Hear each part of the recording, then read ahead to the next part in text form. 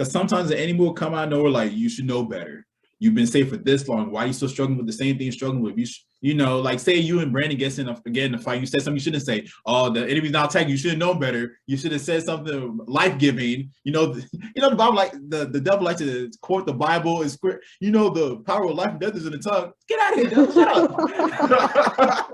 You know what I mean? So how do you deal through that process and not beat yourself up when you make a mistake?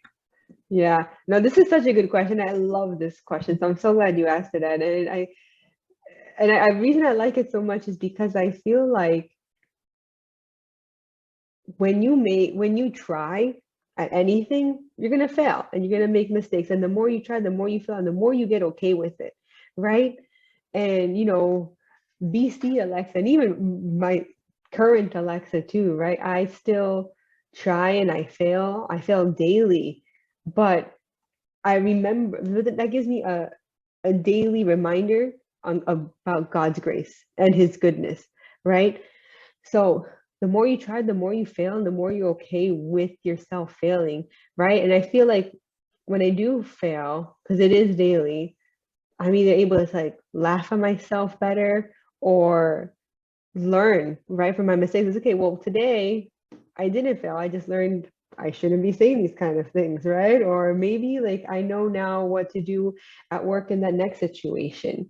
And you have to really be okay with failure.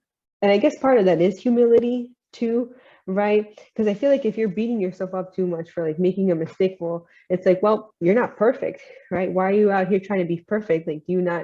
Only Jesus is perfect. And the more you recognize that, the more you know and see that we need as much grace and mercy from God today as we did on our worst day 10 years ago, or as much as Alexa needed it, BC Alexa needed it 10 years ago, whatever the case may be, right? And it's just being okay with that. So I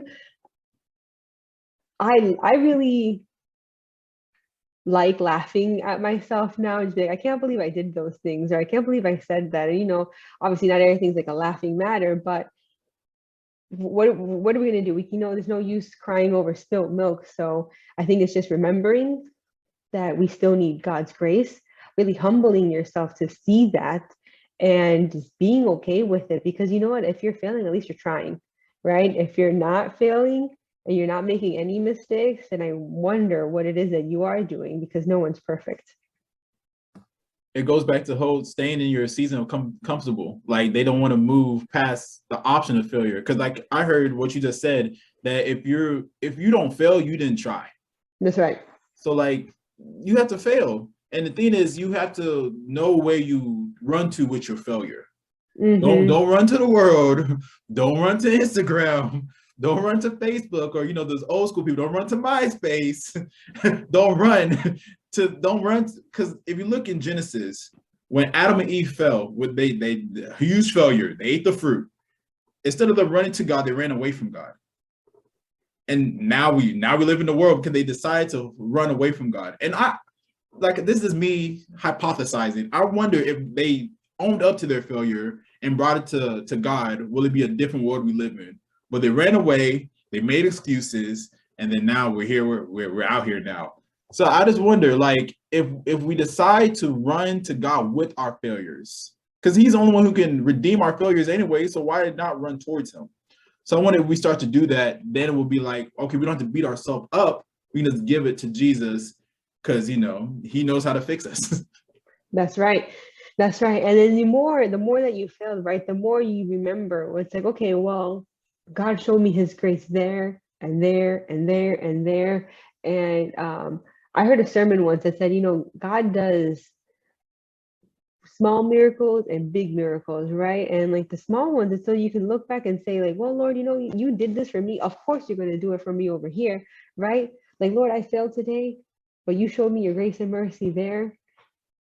And I know you're going to show it to me right now again, But of course, that doesn't mean that we just go off doing whatever we want to do and making mistakes left and right because we're going to get God's grace. But it's like you said, just knowing who to run to when we do. I'm glad you threw in that caveat, because I don't want people to say, Alexa said we have license to sin. Alexa didn't say that. You better stop that. You better go repent. She said nothing like that. But people like, they will hear this conversation like, that means, well, we're gonna fail anyways, might as well fail big. We're not saying that. Please do not fail big, because there's always, what people don't understand, there is salvation for your sin, but there's always also consequence for your sin. That's what right. people need to realize, that there's consequences for things you do. So yeah, we're not saying, it's called becoming better, not becoming more ratchet, not becoming more, no, becoming better. So that's so good, Alexa. Thank you for watching this video. If you want more content, subscribe over here and watch the next video over there. God bless you.